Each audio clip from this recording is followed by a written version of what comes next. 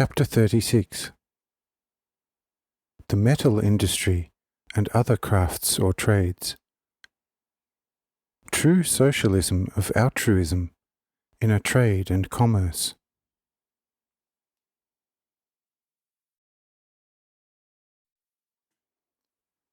Furthermore, the manufacture of the necessary metal tools that are required to hew and trim the trees, for the manufacture of house utensils, to loosen the ground and for cutting their food and other things, all belong to the lawful constitution of the people on Saturn.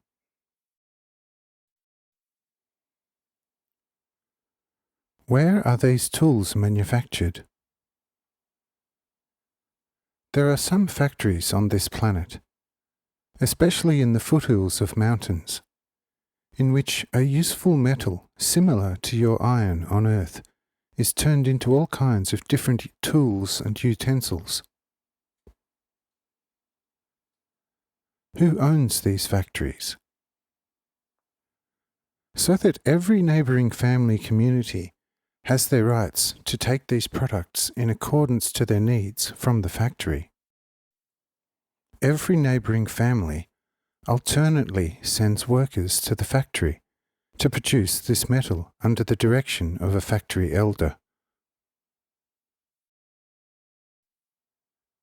In the factory itself, the metal is not made into tools. Instead, it is only made malleable and hence prepared for further use, as the bar iron is produced and prepared for further use on Earth.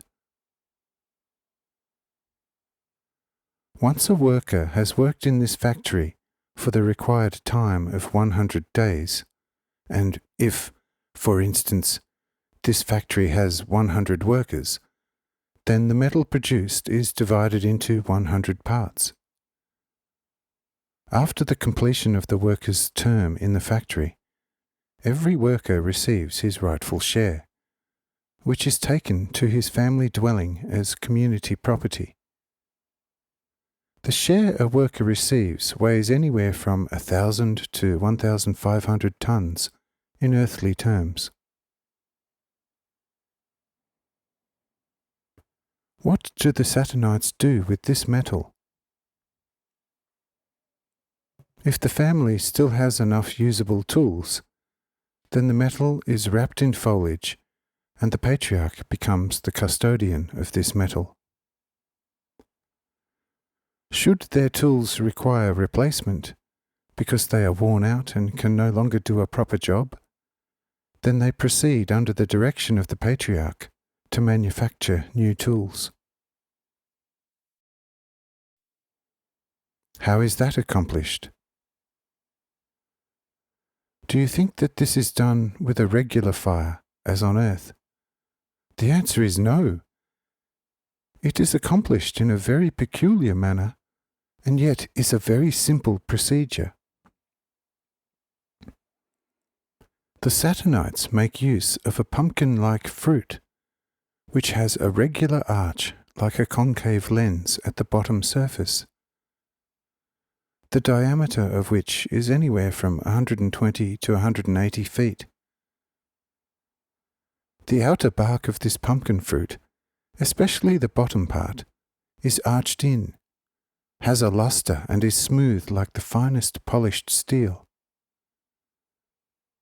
With this concave part of the fruit, the Saturnites reflect the sun rays and direct the focal point onto the metal bars. It does not take more than a moment to make a large quantity of these metal bars white hot. Once that has been accomplished, whatever metal is required is cut off of these white-hot bars and forged with a metal hammer into some tool of which they are in need. This is done on a very smooth anvil, which is as hard and as smooth as a diamond.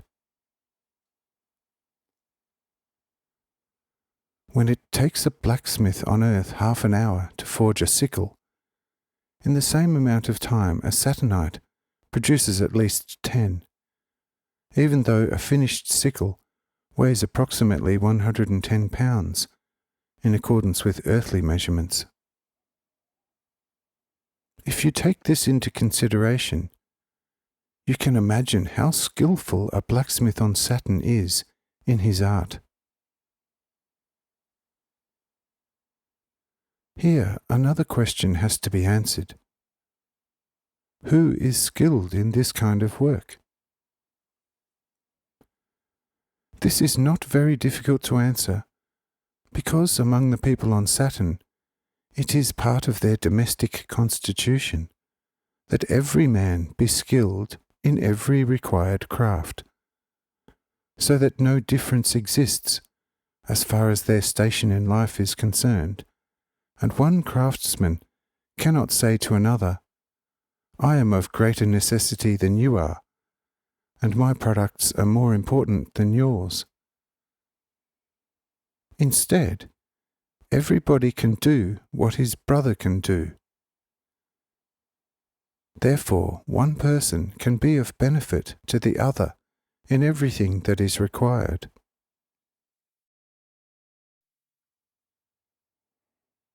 And should one or the other be in succession to become the elder in the family, then he has the experience and the skills to lead and give the propel direction in all these matters.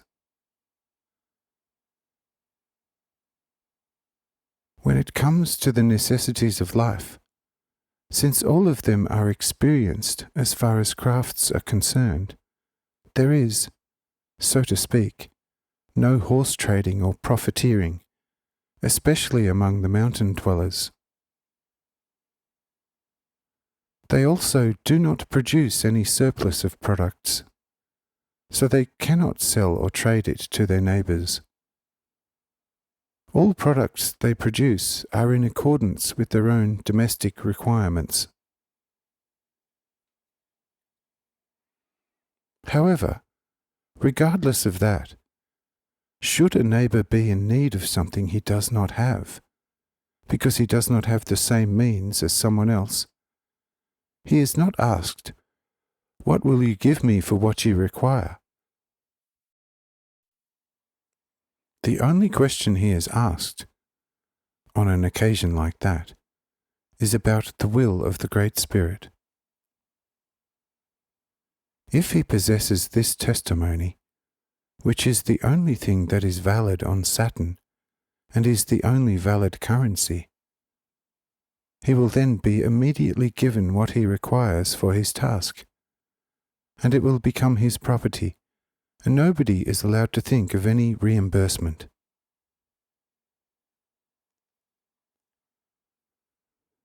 This happens as a result of a political law among them, which is as follows. Who is more than the Great Spirit? What did we give the Great Spirit for the use of this great world, which is abundantly furnished with countless goods? However, it is only proper that we thank the Great Spirit for any gift. If we would accept from our brother just one single thanks, how would we appear to the Great Spirit? If we demand from our brothers only what the Great Spirit is entitled to. Therefore, woe to the one who would allow it to be thanked by his brother for a gift, where actually he should thank the Great Spirit for giving him the honour to serve his brother.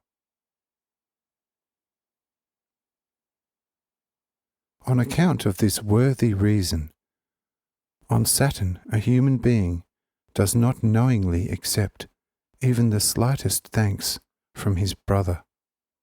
Much less would he accept any other repayment. Therefore, all commerce between Saturnites is based on this premise.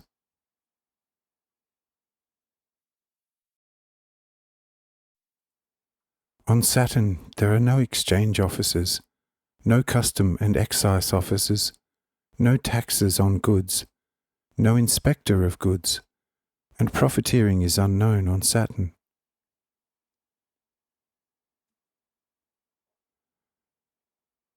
A tool which is in constant use on earth is a scale. This tool is completely foreign to the Saturnites. The only kind of scale they know is the sole will of the Great Spirit and the needs of their brothers. A second tool, which on earth is called an L, note 1, a measuring tool, is also foreign to the inhabitants of Saturn. Nothing is measured by the L as it is on earth. The most infallible measure for the inhabitants of Saturn is the word of their brother, in accordance with the will of the Great Spirit. With that, they measure what a neighbourly brother asks of them. Commerce based on these principles would be a much better solution for all the inhabitants on earth than all the stock and money markets, banks, exchange offices, stores, bars and saloons. A somewhat better intellectual power would tell you, what did we give God for all the products on earth? And how much did we pay Him for the earth? Since we rule on earth as if we were the immediate owners.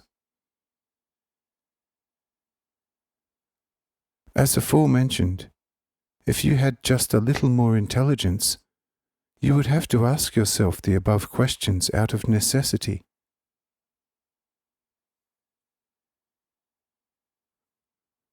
All your actions will clearly tell you how unjust you are from my point of view on my property.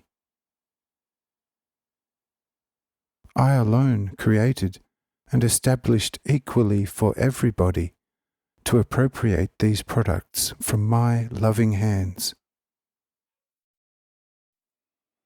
And you jealously, greedily, and violently process them for certain purposes, and then sell them to your brother for an exorbitant price, when he is in need, or when he has a yearning for them.